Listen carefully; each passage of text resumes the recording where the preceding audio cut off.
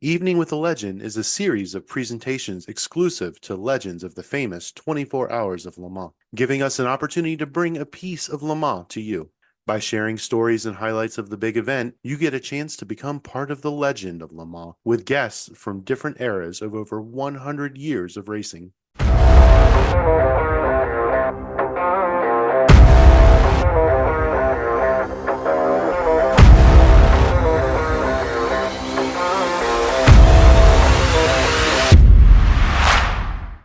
Tonight, we have an opportunity to bring a piece of Le Mans to you, sharing in the legend of Le Mans with guests from different eras of over 100 years of racing. And as your host, I'm delighted to introduce Ricky Taylor. One of America's leading endurance talents, he has made 9 appearances at the 24 Hours of Le Mans since 2013, showcasing his precision, speed, and composure, competing against some of the world's best drivers in both prototype and GT categories. Known for his technical feedback and strategic awareness, he's carried his IMSA success to the global endurance scene, consistently delivering competitive performances at Le Mans. Though victory has remained elusive, Ricky Taylor's appearances at the famed Circuit de la Sarthe underscore his standing as a world-class endurance racer, capable of thriving under the immense pressure and complexity that define the 24-hour classic. And with that, I'm your host, Crew Chief Eric from the Motoring Podcast Network, welcoming everyone to this Evening with a Legend. So, Ricky, welcome to the show. Yeah, thank you very much. What a great intro. Thank you. Well, like all good stories, there's a superhero origin. So take us back to the mid-2000s and to your first time at Le Mans. Tell us about your first impression when you got there, what the experience was like, the scale, the atmosphere, compared to all the other endurance and sports car racing you'd been doing up until that point. That would be with my dad, I guess. So Jordan, Mom, and I all going over to watch Dad in 2001 with the second iteration of the LMP900 Cadillac. And I think it was our first time to France, actually. So that was maybe a big part of it. Big memory was, wow, they stay in a chateau for a race weekend. And, there's just so much goes into it. It wasn't just, we'd been to Daytona and Sebring and all the American races quite a few times, but it was such a different scale of a race weekend, just from the logistics of getting the team there to the amount of time that we noticed Dad was away for that one. I think that was our first Father's Day together, because Father's Day is always around Le Mans. So the big thing that jumped out to us was really the scale of the event and how many people put so much into it. So that 2001 Cadillac, he would have raced with another legend we had on the show. He would have been there with Butch Leitzinger, right? Yeah, that's true. Butch Leitzinger was in the other car. And Butch Leitzinger was always the enemy to the Taylor kids, because he was always winning, whether he was with Dyson or Cadillac there or Bentley. He was always such a strong competitor. So until we met him, Butch Leitzinger was the enemy. And then once you meet him, he's just the nicest person ever. And we became fans of his, obviously. But yeah, he was in the other Cadillac. So fast forward a little bit from 2001 to 2013-ish to your first time at Le Mans. Your brother had already been there in 2012 racing for Corvette. What was it like turning laps at Le Mans for the first time? Everybody talks about, the challenge of the racetrack. And there's a few tracks around the world where people really put it on a different pedestal. Bathurst is one of them. Indianapolis is one of them. And Le Mans is one of them. I'd say those are 3 of the big ones. Maybe Macau for open wheel guys is a big one. You really can't give yourself perspective until you've been there. And I think the thing that's important is to remember that it's a street course. And the first laps that you turn, the track is incredibly dusty. And it reminds you of the first laps at Detroit or Long Beach or any of those street courses where there's dust flying and the track has next to zero grip and you're gaining 4 or 5 seconds a lap as the track evolves. And it was just a shock of, firstly, the speed of the LMP1 cars. I had mostly prototype experience where I'm not used to being passed. And I was in a GTE AM class car in the Corvette, and seeing the LMP1 in the big hybrid era days come by when I'm in second gear coming out of, let's say, Mulsanne corner, and they're already, doing 180 miles per hour when the front hybrid kicks in. So that was very eye-opening, a whole different sense of awareness that I needed to have. And then moving to the race, it was classic Le Mans, completely soaking wet for basically 24 hours. I got my real taste of my first Le Mans, and it's sort of how it goes there sometimes. So had you done any racing in Europe before this point? I'd driven in Europe, tested some things, but never raced. The only race I'd done outside of America was a go-kart race in Brazil, and I did a V8 Supercars race in Australia, and that was it, basically. So, having focused your career mostly in IMSA, how do you compare that experience at Le Mans to everything you had learned stateside, driving in IMSA and ALMS and those programs? It's definitely culturally different. When you go to an IMSA race, something as simple as the paddock layout, interestingly enough, can change the culture of the weekend. So we work out of trailers, the tent off the side of the truck, and sort of a common eating area for everybody. And it creates a really nice camaraderie between the teams and drivers, and you see people and you talk, and very warm feeling. When you race in Europe or the whole WEC season, they're out of garages. And so they go from their hospitality to the garage to the race car. And you never go outside of your little world. You never talk to anybody. It's very business minded. And that sort of translates to the on track product as well. IMSA is very raw and hard, close racing with full course yellows, and the way that the racing is formatted by the rules lends itself to aggressive racing because you have to fight for track position, most importantly, where in WEC, it's very pure. They don't have as many mechanisms to bring the field together, and every second counts, where, you could say you're racing hard in IMSA, but you have to race really precisely in WEC, and it's very unforgiving. So a mistake that you make in hour one at Le Mans, you may never get it back. Whether it was the single safety car era or the 3 safety car era or slow zones or whatever it is, you really rarely get it back in WEC. So that makes it very challenging from that side. Let's talk a little bit more about the racing at Le Mans, especially at night. Everybody seems to be fascinated about what it's like to drive. And the way your brother described it was, after a while, cars drop out and DNF, people space apart, and pit strategies and pit cycles. He was like, it feels like you're driving down the highway to nowhere for a very long time. You end up being by yourself at night. Is that true even in the LMP2 cars? Yeah, it is. One thing Ford versus Ferrari did well is like that sense of loneliness. I feel like although they were going down a much longer Mulsanne straight, that sense of just sort of being alone, I think they captured that quite well. I think you're spot on there. You get into the rhythm at night and it does space out. And especially when you're in the faster class and you see everybody see the GT cars coming and you get that bit of a rhythm going. And I guess like I alluded to earlier, it's a lot more like qualifying laps. Watching the fuel burn down, you're saving the tires in the first half of the stint, and then you push a little bit more as the fuel burns, and you can use a bit of the tire. You settle into 3, maybe 4 stints on a tire at a time, which we never do in America. We may double stint once, but because Le Mans is such a low energy track, the tires last forever. So that alone makes it quite not monotonous, but repetitive, and sort of emphasizes, doing a good job corner after corner, lap after lap. What do you do to stay in focus? Do you have your engineer talking to you the whole time? You listen to an audiobook? What are you doing to stay awake? Yeah, I think luckily we're all very competitively minded people. So there's always somebody to chase. You may never catch them, and the guy behind you may never catch you. At the start of the race, everybody's watching the TVs, everybody's watching the timing. You're fighting over little inches, spaces here and there.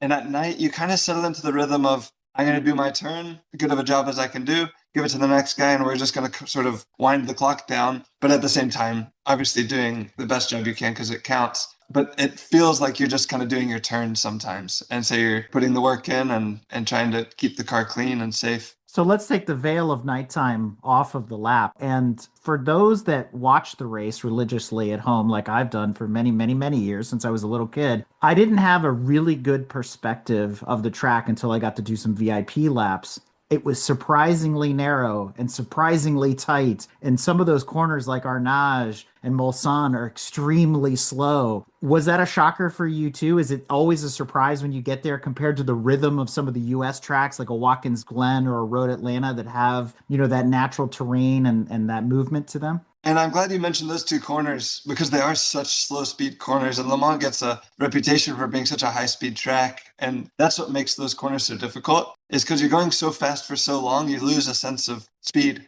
You rely a lot on your references as far as, braking references and things and where you are. I think back in the day before the chicanes, having that hump in the straight actually told them, okay, Mulsanne corner's coming up. But for us, we can see it much easier. But losing that sense of speed, I'd say you lose that sense of speed at Le Mans more than other tracks. So it's very easy to overshoot those low speed corners or just sort of misjudge the speed, where I feel like usually drivers have a very good gauge for that. But it's a little hard to sort of, I guess, calibrate that in there. And you'll see a lot of people go off in those 2 places. I also found myself screaming at the television less, in the sense that it's like, just pass him, just go. On TV, it looks like there's all the room in the world, but it's a two-lane country road. There really isn't the space to make some of the maneuvers, with the fisheye lenses that we're looking at the world through when we see it on the broadcast. Yeah, it's interesting. Plank wear has been in the news in F1 recently, and we struggle with the same thing in the prototypes. Wearing the plank is a critical part to performance. We want to run the car low, and for the drivers preserving that. And the unique thing about Le Mans is the road is very crowned. So like you said, you're yelling at people to go, and it's funny when you watch cars going down the straight, you won't see a lot of three wide. And if they do go three wide, nobody picks the dead center of the road because the car is just high-sided on the crown of the road. A car will pick a lane and then somebody will go off the track, into that sort of green runoff if they go three wide. It's kind of a funny game. Everybody knows what the good parts of the racetrack are and they try not to give that up. But like you kind of hinted, it sometimes changes the way that you race the track a little bit. So when your brother was here, it was just before this year's 24 Hours of Le Mans, and he was talking about getting prepped and simulation time, and I think you both were slated to do some time on the sims. So let's talk a little bit more about how you guys prepare both mentally and physically for such a long race, whether it's this one or Rolex for that matter. Yeah, I'd say mentally, Le Mans is very difficult. Just back to the monotony of it, how much you have to get in the rhythm. So mentally, you don't have those guys to race all the time, where Daytona, Sebring, you're always racing somebody head to head, on the track, and it's just a constant battle. Where at Le Mans, that constant qualifying lap sort of mentality really wears you down. But to your question on preparation, I wouldn't say that we do anything differently physically. Mentally, you might do a bit more sim work, or I've got a little sort of a game on my computer that works on focus and attention, and I do that year round, but might ramp it up a little bit for Le Mans.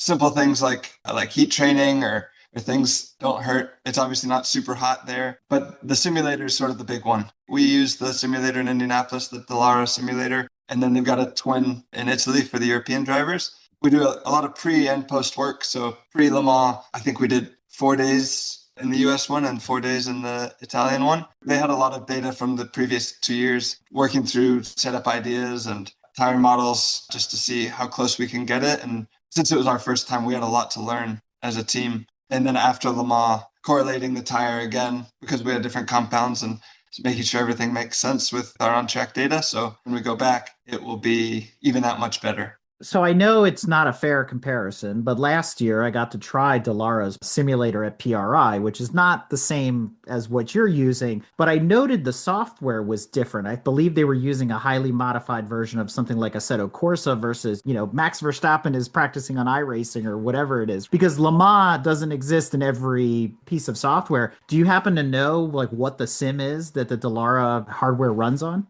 Yeah, they use rFactor Pro. So rFactor does all the track scans, and even the base vehicle model comes from that, and then they build off of that. The biggest component is the tire model, and each manufacturer licenses Michelin to build their specific tire model, and that costs a good fortune, I think, for that, because each manufacturer has their own Michelin representative and their Michelin engineer that isn't sharing any of his tricks with the other Michelin guy in other camps.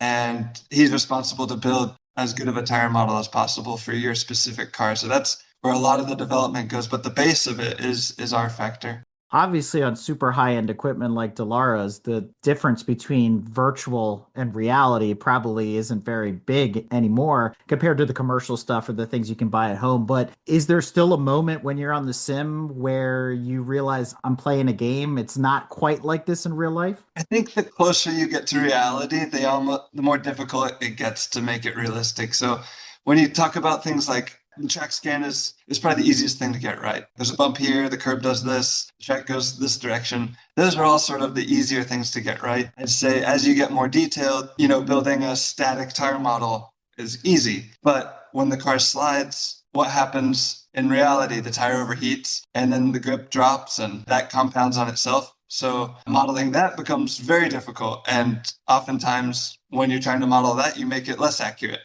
While it's highly accurate and it's a great tool, it's easy to get lost and easy to lose your direction as well. So luckily, there's a really smart group of guys that do this stuff. And I think it's also about the teams and drivers understanding where the value is and how to use it properly and not trust certain things too much. Since Jordan was here before the 24, there was a lot of hype and a lot of excitement and a lot of hope for Team Cadillac this year. So now that you're here, let's do a little post-mortem. Let's talk about what happened at Le Mans. Oh boy. Again, it was our first time there as a team. That was super exciting. I think everybody had been looking forward to this and brand new car for Le Mans, and everybody was going into it as a learning experience. I don't think anybody in the team had expectations to do anything crazy. Obviously, Jota was their first year with the Cadillac as well, but they have a great history at Le Mans, almost winning overall in LMP2 one year and having some really strong runs in the Porsche 963 as well. And then Action Express was the only one returning in the same situation. And then when Jota got the pole and Jack and the Action Express car actually did the fastest lap in qualifying, the expectations became a little different. Obviously, we just missed Hyperpole. I actually made a mistake, exited Porsche curves that cost the transfer time. Otherwise, I think we wouldn't have been fighting for pole, but I think we would have been in Hyperpole at least, which would have been a pretty neat thing for the team. But everybody has excuses. And then moving to the race, it was sort of getting to the point where we were going to settle in and into that night phase where you were talking about, just sort of settling in. And we'd lost some track position early, but continuing to click laps and work our way through. And then us and Action Express had an engine failure. That was basically it. And Filipe tells the story really well. He's like, you realize how big Le Mans is? It took him like 2 hours to get back to the pit lane on some guy's scooter from parking the car in a field. He said he feels like he was a World War II behind enemy lines, sort of, where he parked the car. And so that was the end of the race. And I was actually sleeping when it happened. Yeah, Jordan woke me up, and it was a shame because I think finishing that race, unlike some other ones, finishing it is quite an accomplishment. So that was a real shame for the team. You and your brother have raced together many times over the years, but this was the first time you'd raced together at Le Mans, obviously under your dad's banner, Wayne Taylor Racing. What was it like, the whole family at Le Mans? It was really cool. And like you said, my dad as well. When Jordan went to Le Mans for the first time, I went to watch. And he was driving for the Corvette factory team. It was a big deal. And they're in the same Corvette hospitality now that we're going for a full circle that we went to in 2001. It didn't change a bit. It was the exact same building, the same catering, everything from 2001 until 2012. And then when we went back this year, we were sharing it with the whole family together. And it was a new hospitality. It was actually the same real estate, but doing it all together with a lot of the same people. Especially for my dad, a good sort of check on the life bucket list that we all could do it together. And for me to see it through Jordan's eyes, because he's obviously had much more success in Le Mans than I have, and to be sharing the car with him and get his inputs and things, as well as Filipe also winning in his class at Le Mans. So I was the one trying to learn as much as I could. So, Ricky, you've mentioned some memorable moments as we've been talking here. I want to pull one thread out of your driver career at Le Mans, and that's racing for Jackie Chan in the LMP2 program. So what was that like? What was Jackie's involvement? I mean, we were rooting for it going, Jackie Chan, this is awesome, right? I mean, he's done a lot of car-related movies, Thunderbolt, and, Cannonball and stuff like that. But what was it like being part of that team? That was so cool. So that year, Jackie Chan was supporting Team Jota at the time for the full WEC season with 2 Orcas. And then Ligier had 2 entries as well. And they ended up partnering with Jackie Chan DC Racing at the time. And I was in one of the Ligier's, I've been in quite a revolving door of drives over the years. So it was just a contact that I'd had. And he asked me to do Le Mans. And of course I said yes. And so it was in a Ligier, not one of the Orcas. And I never got to meet Jackie Chan. I was so excited to meet him. Obviously, I grew up watching Rush Hour and all of his movies, and I couldn't wait to meet him. And I guess I might be wrong on this, but I think David Cheng, who was running the team at the time, his family's involved with a university in China, and Jackie Chan supports a film school there. And that partnership became a racing partnership. I don't know the behind the scenes, but I never got to meet him, most importantly for me. And it was cool. It was cool to be involved with that, though. And program was super successul. Just to be alongside all of those people was really good. And I got to drive with Comledogar, and he was a really good teammate. So I learned a bit from him, and still watching him racing GT stuff now. Well, it's a good segue to talk a little bit more about LMP2. I've made this comment many times before that LMP2 doesn't seem to get enough love, especially on television. How do we fix that? Why is that? I mean, you guys are out there, racing as hard as you can. It is a little bit of a spec series in some respects, but there's good racing going on there. How do we get more people engaged and excited about LMP2? Yeah, you gotta have Filipe on here because Brendan's been our teammate for the long distance races for a few years now, Brendan Hartley. And obviously, he's an overall winner at Le Mans with Toyota. And Filipe is a winner in LMP2 with United Autosports. And they talk about their wins. And Filipe is always giving him a hard time about his Toyota wins that you didn't have to beat anybody. And he beat 22 guys on track, like in the class. And it's ultra competitive. And I think within the sport, everybody watches LMP2. They're hiring such good drivers. The teams have refined those cars to the nth degree. And the racing is super close and exciting. There's a really strong, deep field that you really don't know who's going to win. To answer your question, I don't know how to sell it anymore. I think if the cameras were on them more, I think you'd see some unbelievable racing. Obviously, the hypercar class is what it is now. It's incredible. But yeah, I think everybody's sleeping on LMP2 in general. When you watch those races and you put yourself in one of those cars, you could really appreciate the level that's being raced over there. Well, you hit on an important point there because we're starting to see a lot of growth in what used to be LMP1, GTP, hypercar, whatever you want to call it now, as a result of more and more brands coming online, whether it's Ford or Hyundai with the new Genesis and all these other cars that are coming into that class. Is that going to force LMP2 to get smaller, do you think? I think it's a political question.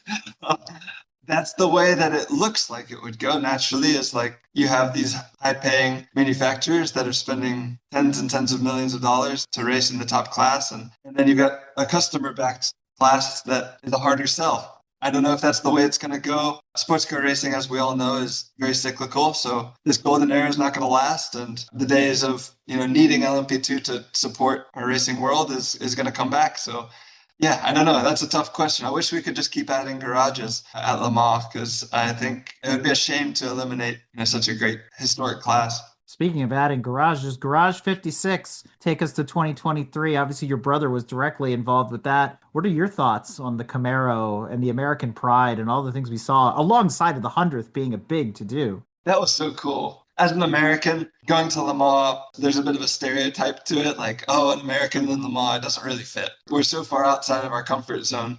From the outside, to us, it's another big race. But then that just took it to the max. I think you take everything that's American and you put it on track, a loud, V8 NASCAR, an American driver, an American team, very American team, doing NASCAR-style pit stops. It was a proud moment, I think, to see the reception that it got. I was super proud. I loved the pit stop competition in Le Mans. I've never watched it as intently as that year. And to see the NASCAR crew go and compete right at the top, I think they turned a lot of heads because the teams really put a lot into that. So yeah, it was a proud moment. And it's cool to see the notoriety that it's getting. Even still, Jordan's getting requests to do things here and there for it. So it's nice to see. Was there ever a moment when you were out there, whether it was qualifying or practice, when you looked in the rearview mirror and you went, that's a GT car coming up really fast, and your eyes get big and go, wait, no, that's Jensen in a Camaro.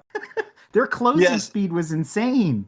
Especially year after year when the rules are quite consistent year on year, you really get into a rhythm of, okay, if I catch a GT here, I'm going to pass him by here. Or I see him up, he's going into Porsche curves and I'm coming out of Arnage. You pretty much get an idea of where you're going to catch him and pass him, and you get that rhythm.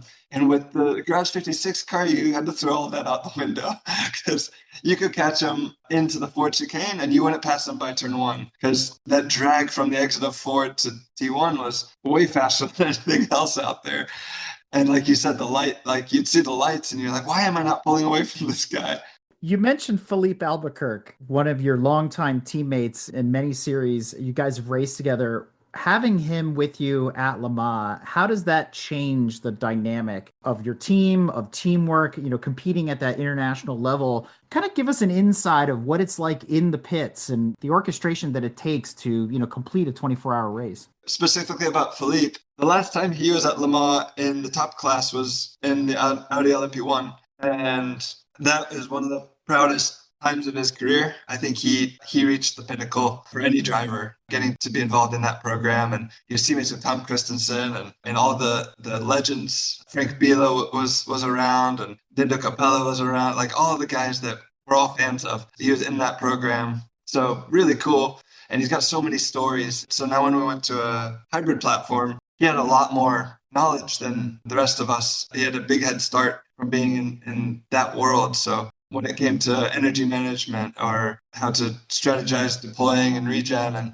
how we do all that stuff, he had a really good perspective of it because he'd raced it before. His year at Le Mans, he didn't actually race. His car had crashed before he got in the car. So to him, he felt like he had some unfinished business and he wanted to get back and be in the top class. And so to share that with him was really special for me. We have a great relationship and we've been together for quite a few years now. Just to go there with him, he was loving every second of it. Walking through the hospitality, he's like, everything feels right. Everything in the world feels right that we're here together and racing in the top class. So it's funny you mentioned that because as racers, we have a tendency to learn from each other. It's a very collaborative environment. Hey, this is how I take this corner. This is maybe where you can save a couple tenths and scrape off some speed. If you're coming to the table going, I know everything, well, there's faster guys, right? So that being said, Filipe, with all this experience, what do you think is the most important thing that he shared with you or that you learned from him and his driving style? So Filipe and I are very different people. He's super confident,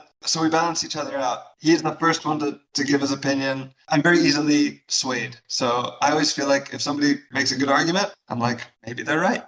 And I'm very open-minded. I never feel like I know more than anyone else. Where he's taught me to trust myself, push my opinion and believe in what I'm selling. Driving wise, he's really detailed.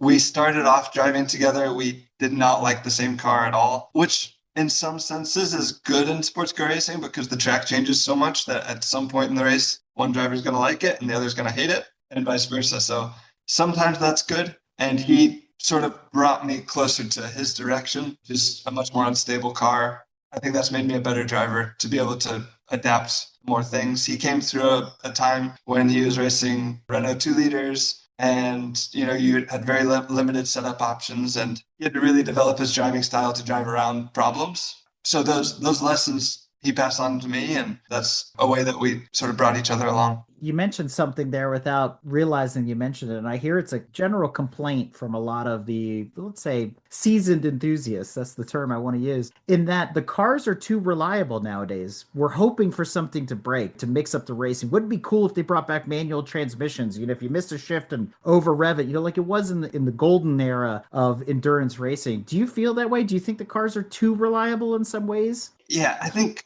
the idea of it is cool, but I love the fact that you always have a chance that the racing is close, maybe because I'm a driver. If I do a good job and my teammates do a good job and the team executes well, we should have a good result. Where if I'm a mechanic, maybe I want the cars to be less reliable so that my work can stand above the others because I believe in myself. So from a driver's perspective, I think I like where it is in terms of reliability. The best drivers will still separate themselves in terms of we don't have H-pattern gearboxes. We have carbon brakes. We don't have steel brakes. So we don't have to save brakes. But on the flip side, because we don't have those things that aren't around anymore, we have a lot of systems changes that we can make. We can change traction control. We can change a lot of hybrid settings that change the handling of the car. We've got anti-roll bars that we can move, active brake bias migration, all kinds of things that the driver can change in the car. Bandwidth that you have in your head can still separate yourself. So I'd say if it becomes easy, then I would push it to where you want to make it difficult. So we've got different compounded tires. None of them last perfectly forever at a stable rate. So there's plenty of difficulty, I think, in the sport. And that's a good thing, regardless of technology. Well, Ricky, the audience chat is open, and I got a couple audience questions for you here. But we're going to start with this one. Even though you're a driver, secretly, you're probably rooting for some team to win, not just your own. Let's say maybe in the LMP1 class or something like that. Has there been a particular mark that you've been rooting for in the background? In IMSA or in WEC? You tell me. Okay, if I can't pick Cadillac, after the year Toyota's had, Brendan being in the Toyota, I feel so bad for them over there. I know they work hard and it's such a strong team. They execute really well. I think they really deserve some good results. So I have to say I'm cheering for Brendan mostly. But that program, I feel like, they've had a lot of success, but it'd be nice to see them get back on top. So for you, is there a favorite race car of all time? Something you would love to get behind the wheel of, maybe it's something like Le Mans Classic or even one of the more current cars where it's like, hey, I'd love to get behind the wheel of the 499P or something like that. I think a big one is the 962, but I don't want to drive it. But for me, the one I would love to drive would be the Ferrari 333. That's sort of one of the first memories I have of my dad racing properly and the sound of it. And I just love that car. It had so much success back in the day, and I'd love to experience that. Sam Victor writes, what's the mindset preparing as a driver switching between cars? For example, switching from driving a GT car to a prototype or even a street car on the track. Oh yeah, street car on the track feels like a completely different thing. It's an interesting point because Jack Aitken, Filipe and I were having the same discussion because Jack is doing DTM and IMSA in Cadillac, and Filipe is doing LMP2 in ELMS and IMSA in a Cadillac, and I'm just doing Cadillac basically. And so we were kind of talking about who has it most difficult. Is it Ricky who has the least seat time? Is it Filipe who has to transition from an LMP2, very lightweight, high downforce prototype to a heavy prototype? Or is it Jack who's got the biggest split of all of them? It was interesting. There's points to be made for all of them. I think more seat time is always better. Driving a variety gives you a good toolbox of driving styles of how to adapt and how to change quickly. To answer the question, I think when you switch your mindset over, it's always what makes this car fast or what makes this car perform well on the stopwatch. Is it, if it's a GT car, you know that you're not going to drive sort of a V-style corner. You're not going to be prioritizing late braking. The speed trace always looks like a climb. It's always climbing, whereas high downforce cars, they plateau. So you prioritize entry speed and you don't worry so much about the exit speed. And you'll start there and then you'll sort of work backwards of how do I treat the corner differently depending on what the car needs, and sort of case by case. I think there's a lot of experimentation and stuff involved too. All right, John Borchrist writes, regarding tire wear at Le Mans, what do you mean that Le Mans is a low energy track? Did I hear you correctly? Yeah, so I would think the same thing. When you say energy, it's just how much load and energy is going into the tire. So it comes everything from top speed, from high speed corners, from the gradient of the track, from the macro or the micro of the track, how the stones are laid out, braking zones. All those things sort of add up into what makes track high energy or not. So for example, Detroit on paper, the new street course looks high energy because it's lots of corners, it's lots of braking, the cars are sliding around a lot. In reality, concrete, the stones are very tiny, they're close together, like it's very smooth. It's actually very low energy. We use the soft tire for the entire race there. Daytona, on the other hand, pretty high energy only because of the banking, because you have so much vertical load through the banking, whereas you think you're going straight and the car's not really sliding. And Le Mans is such long straights with sort of a low energy surface that the way that it works out between all those variables, it just happens to be quite low energy. Not to mention the conditions are quite cool and mild, especially at night. Well, Scott was on the same wavelength I was, and he wants to know about sibling rivalries in the sport. But I've heard you and Jordan go back and forth and roast each other, and on NBC with Calvin Fish and talking about the good old days and things like that. But I think we need to take this a step further. So I'm going to ask you, who's the better driver, your brother or Rodney Sandstorm? Rodney is a legend. I haven't seen anything he can't do, so it'd be hard to bet against that guy. Oh, I did not see that coming. Ricky, you've been talking a lot and you are running for Cadillac. Let's talk about the future now as we sort of wrap up this episode of Evening with a Legend. But first, I want to get sort of a crowd question. Being involved with Cadillac, what are your thoughts on Cadillac in Formula One in 2026? Oh, it's exciting. It's really cool. I think we were worried initially all of our engineers are going to leave because they need so many people to start that program. They're looking for almost 1,000 people, I think. Where do you find them? We're having a hard enough time finding people for our little program. And it's so cool to see Cadillac. You think this program feels big. That is just a whole nother level. So to see it actually happening, to see the simulator fully up and running, they're doing simulation races, all the people are in place. It's cool to see the drivers that are involved. I must say I'm really excited for Colton. He's sort of on the track, sorry, no pun intended.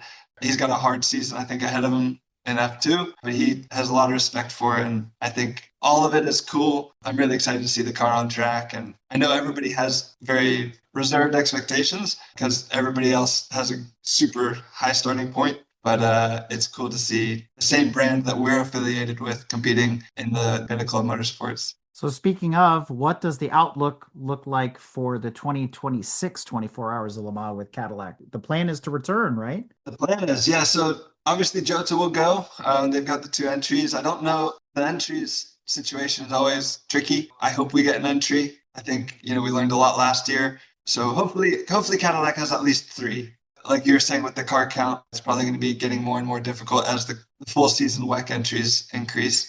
Specifically for Le Mans, I would say this past year was a pretty good one, pretty good opportunity. Obviously, come the race, the Porsches and the Ferraris were very, very strong. Where over I think Cadillacs had a pretty good single lap pace, but none of us had anywhere close to the race pace as them. So a lot of our aero updates were geared towards improving that. So we just unveiled the Joker, tested on track a couple of times, been in the sim. Looks like it's in the right direction. Obviously, we have a lot to learn about it. It's a pretty different update. I wouldn't say in one direction or the other, but it's different. So Le Mans is a pretty unique track, and it's hard to create. I think when all the manufacturers build a car, you decide either we're going to build a car for America or we're going to build a car for Le Mans. It's hard to build one that does both well. So if we have a terrible Long Beach, at least we can be like, well, maybe we'll have a good Le Mans. So that's the way it will probably go. Is your seat guaranteed, or do you have a fallback in LMP2 if it doesn't work out? Nobody's seat is guaranteed when there's no entry yet. So I'd say if there's a WTR entry, we have 4 drivers, only 3 can go. So I think it would only be fair if we rotated through. And this is probably not for me to say, but I think Louis should be in the car, and one of the 3 of us should look for something else. But in the same breath, I think Louis also has the best chance of finding an LMP2 ride because he's winning everything. And I think, AO might have an entry for LMP2. So yeah, I don't know. From a driver's perspective, what makes Le Mans the most special event? People talk about how it's one of the crown jewels of motorsport. Do you see it that way as well? Yeah, I do. Sometimes it's hard to remove myself from being a sports car racing family. We just grew up in sports car racing. Obviously, we watch the Indy 500 every year. We watch the Daytona 500 every year. We watch all the F1 races, all the IndyCar races, and we live in sports car racing. And so we grew up like you, trying to stay up all night watching Le Mans as kids, and it was just always the biggest one. So outside of that, as a driver, I think the one thing you notice is how much it means to so many people, whether it's the parade or something as simple as scrutineering. Le Mans does an amazing job of making a big deal out of everything. And we have tech in IMSA, and it's a tent where the car rolls through, a couple of engineers look at the car, and then you go on your way and you fix a couple things. For Le Mans, it's a whole public event with autographs and photos and a staged picture, and the car goes up in the middle of town. Everything from start to finish is world class. And then on top of that, I think because it attracts the world's best, it is inherently the hardest one. You want to win against the best, and you want to, win the most difficult races, and that one happens to be Le Mans. So after 9 attempts and many more to come at Le Mans, what has it taught you? Yeah, there's a lot of ways to lose races, I think. But I think it's just the attention to detail, the fact that you have to keep the intensity up for so long. In IMSA racing, like I said earlier, you're always in the mix. The intensity is always high because you're always racing somebody, and there's always a restart, and you're battling for track position, lap after lap.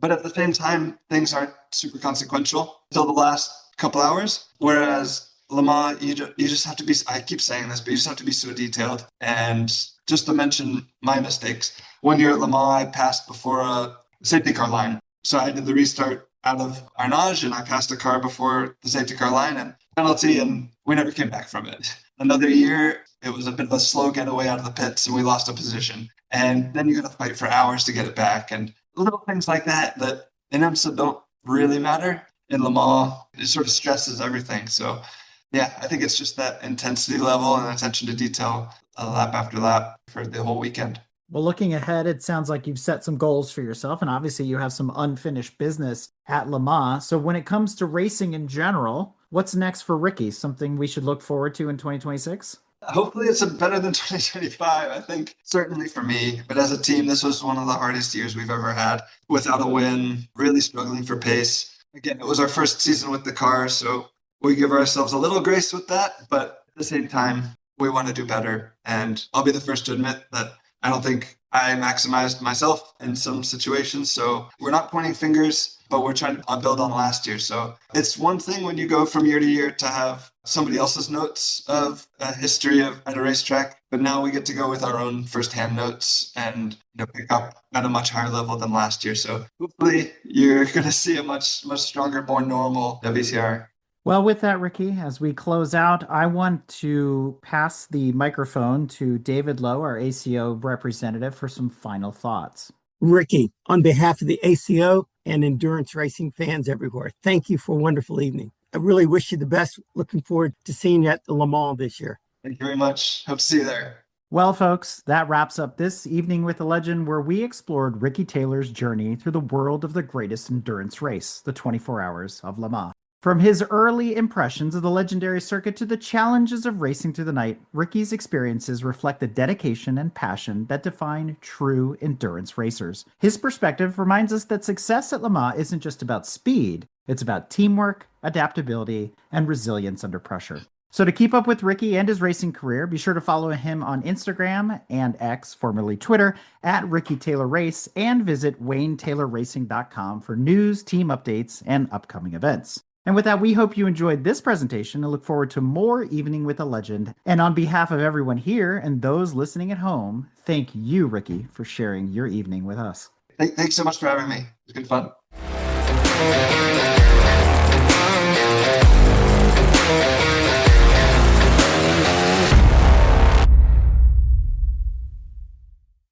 This episode has been brought to you by the Automobile Club of the West and the ACO USA.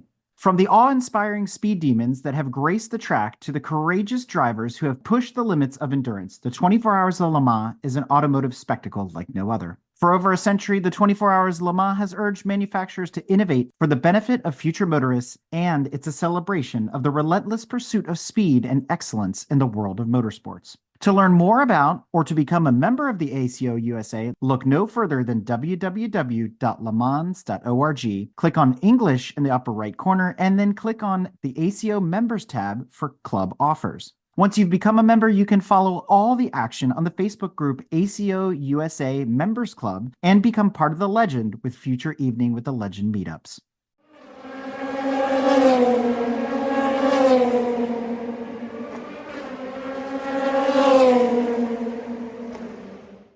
This episode has been brought to you by Grand Touring Motorsports as part of our Motoring Podcast Network. For more episodes like this, tune in each week for more exciting and educational content from organizations like the Exotic Car Marketplace, the Motoring Historian, Break Fix, and many others. If you'd like to support Grand Touring Motorsports and the Motoring Podcast Network, sign up for one of our many sponsorship tiers at www.patreon.com/GT Motorsports. Please note that the content, opinions, and materials presented and expressed in this episode are those of its creator, and this episode has been published with their consent. If you have any inquiries about this program, please contact the creators of this episode via email or social media as mentioned in the episode.